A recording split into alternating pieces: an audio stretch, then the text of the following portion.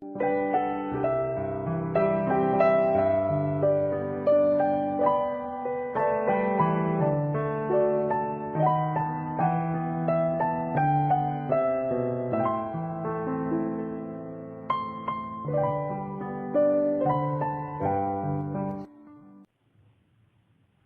amados irmãos em Cristo Jesus, a paz do Senhor. Que Deus abençoe abundantemente o seu dia. Estamos iniciando a nossa devocional de hoje, o nosso momento de adoração a Deus.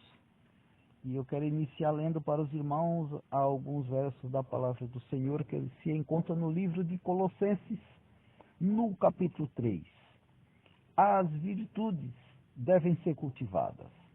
Revesti-vos, pois, como eleitos de Deus, santos e amados, de ternos afetos de misericórdia, de bondade, de humildade, de mansidão, de longanimidade.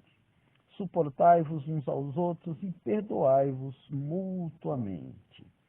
Seja a paz de Cristo árbitro em vosso coração.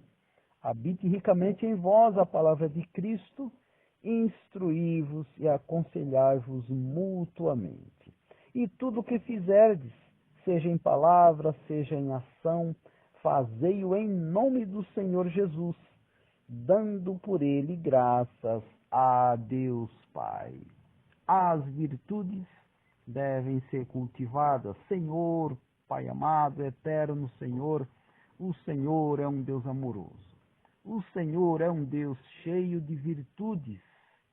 O Senhor é o Deus que cuida de nós, é o Deus que nos ama, é o Deus que tem sobre nós todos os cuidados que nós não merecemos. O Senhor é o Deus das nossas vidas, é o Deus da nossa salvação. Por isso te buscamos nesta manhã, suplicando, meu Pai, que o Senhor derrame sobre todos nós a tua misericórdia, a tua graça e o teu perdão. E ajuda-nos, meu Deus, a caminhar junto contigo, que nós possamos estar cada vez mais nos achegando a Ti, entregando as nossas vidas a Ti, Senhor, entregando o nosso coração nas Tuas mãos. Derrama sobre todo o Teu povo, Senhor, sabedoria, entendimento e compreensão, que nós possamos ter entendimento de cada momento que nós vivemos neste dia. Derrama sobre nós, meu Pai, sabedoria para que possamos trilhar o Teu caminho, sabendo escolher, fazendo as melhores escolhas. Que nós possamos trilhar juntamente contigo, ser o nosso guia, Senhor, e dirige-nos, pois Tu és o Deus da nossa salvação, em nome de Jesus.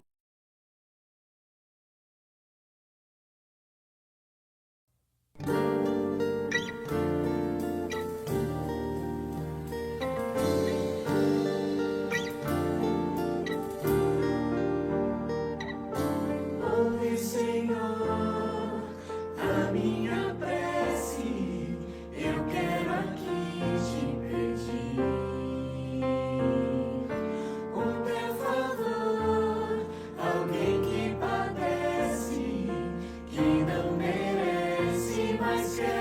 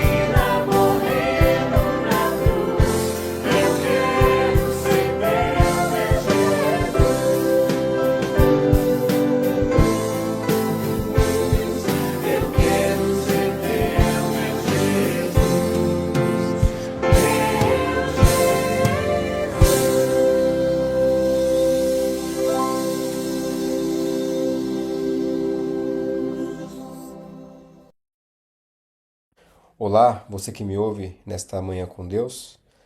Eu quero meditar contigo hoje no texto que se encontra em Êxodo, capítulo 1, dos versículos 8 até o versículo 14. Porém, antes de nós lermos o texto bíblico juntos, eu gostaria de fazer algumas ponderações aqui inicialmente. A primeira delas é que há momentos em nossa vida em que nós vemos a evidência da presença de Deus, evidências por todo momento da presença de Deus, além de qualquer dúvida. Não temos dúvida de que Deus existe, de que Ele está conosco, de que Ele cuida de nós.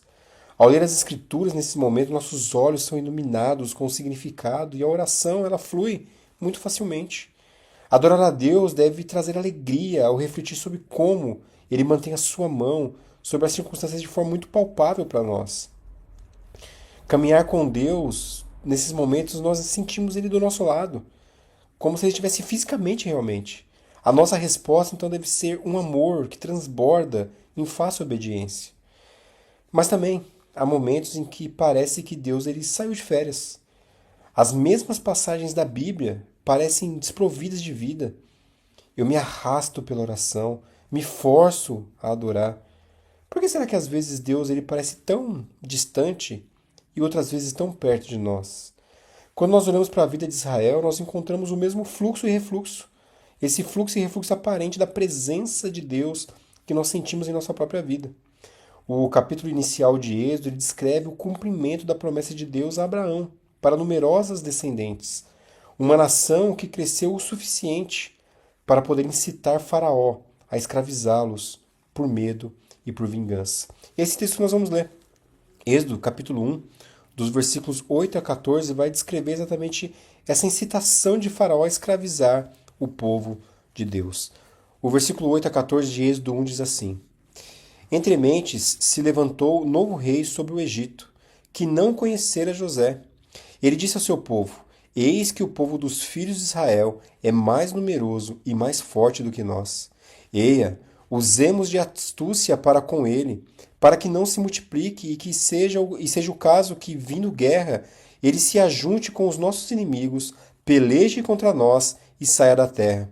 E os egípcios puseram sobre eles feitores de obras para os afligirem com as suas cargas. E os israelitas edificaram a Faraó a cidade de celeiro, Pitom e Ramassés. Mas, quanto mais os afligiam, tanto mais se multiplicavam e tanto mais se espalhavam, de maneira que se inquietavam por causa dos filhos de Israel. Então os egípcios, com tirania, faziam servir os filhos de Israel. Eles fizeram amargar a vida com dura servidão, em barro e em tijolos e em todo o trabalho no campo, com todo o serviço em que na tirania o serviam. Até aqui a palavra do Senhor. Vejam, meus irmãos, que distanciados da terra e do favor que Deus lhes havia prometido, os israelitas devem ter lutado para entender o seu Deus. Por que ele aumentaria o número deles apenas para permitir que Faraó afogasse seus filhos recém-nascidos no Nilo, que foi a ordem que Faraó deu no capítulo 1, versículo 22? Quando Deus os livraria?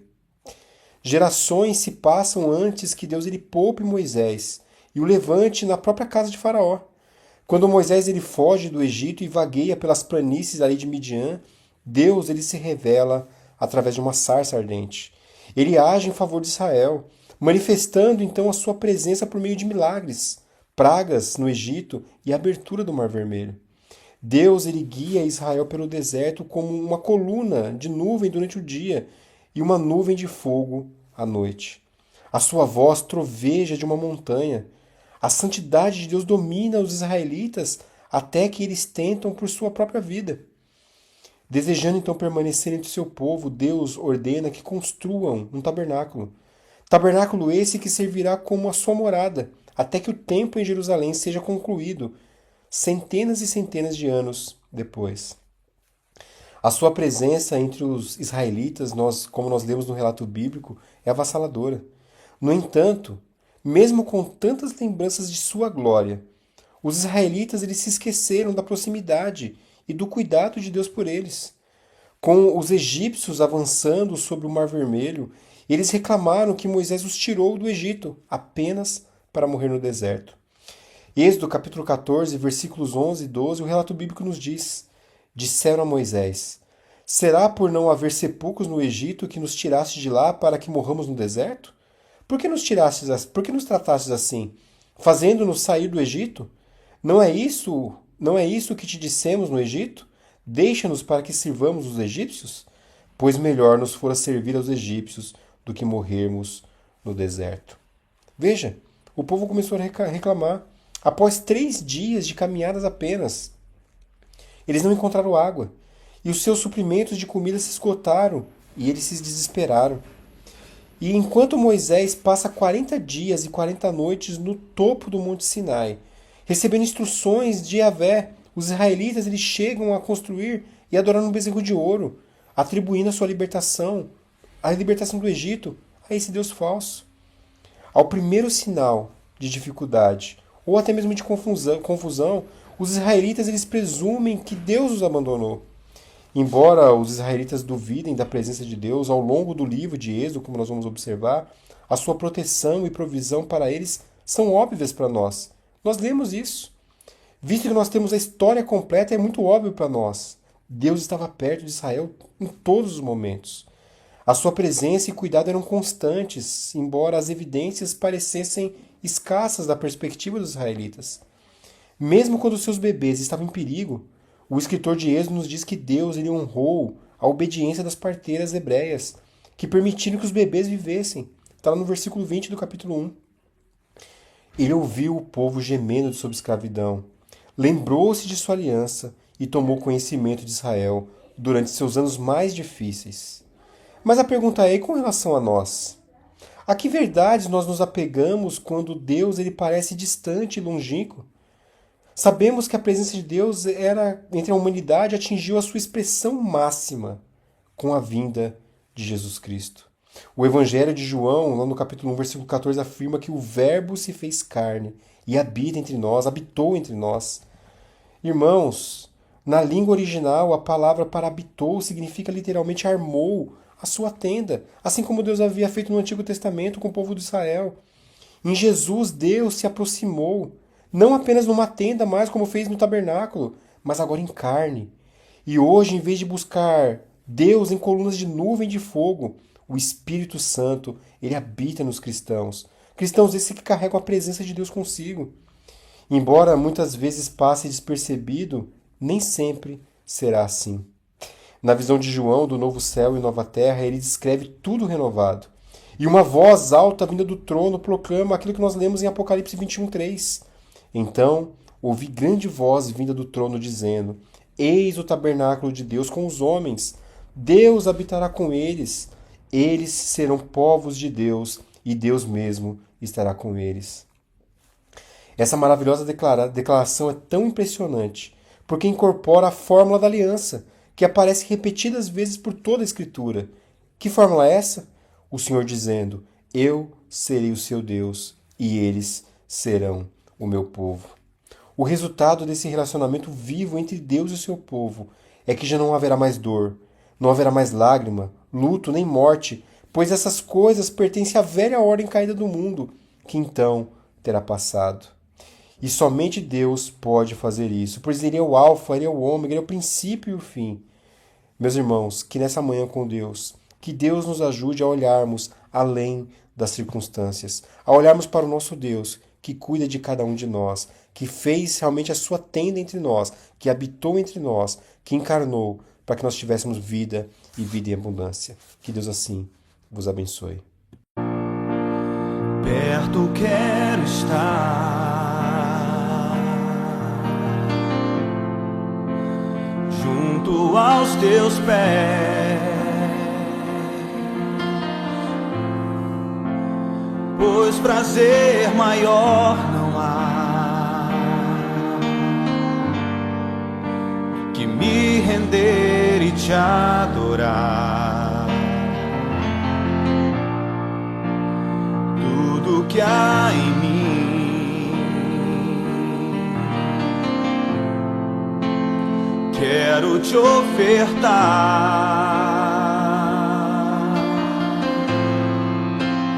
mas ainda é pouco, eu sei. se comparado ao que ganhei. Não sou apenas servo, teu amigo me tornei.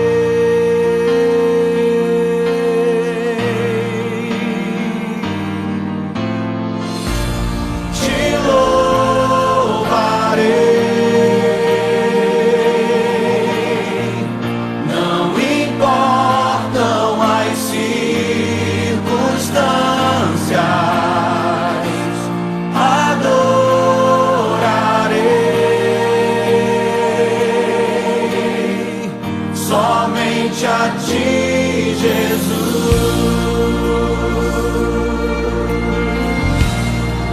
As mulheres declaram: perto quero estar,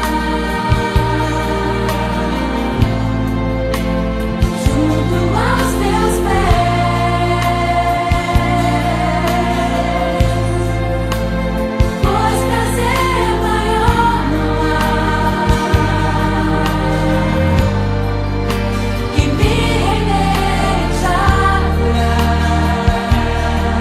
os homens, tudo que há em mim,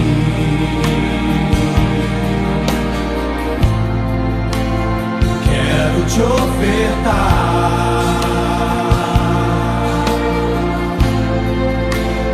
Mas ainda é pouco, eu sei, se comparado ao que ganhei. Tua noiva, Senhor, declara: não sou apenas servo, teu amigo me tornei.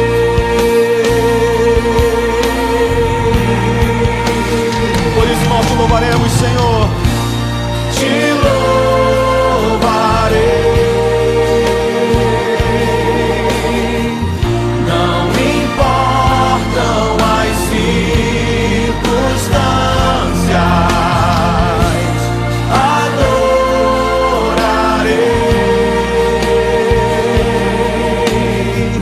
somente a ti, Jesus.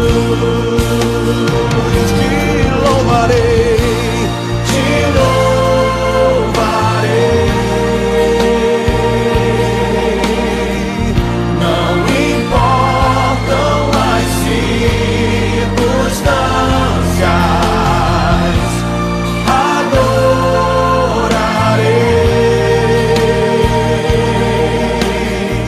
somente a ti, Jesus. Eu te louvarei, te louvarei.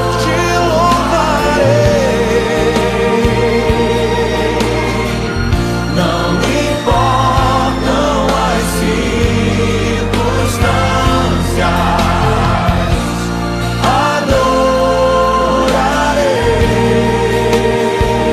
somente a ti,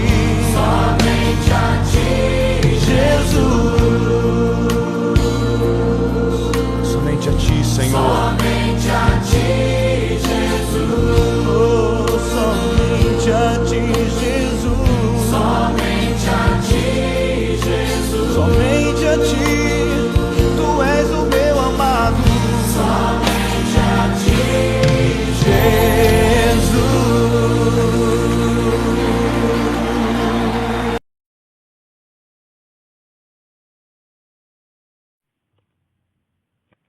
As palavras dos meus lábios e o meditar do meu coração sejam agradáveis na tua presença, Senhor, rocha minha e redentor meu. Que as palavras dos nossos lábios e o meditar do nosso coração sejam agradáveis ao Senhor.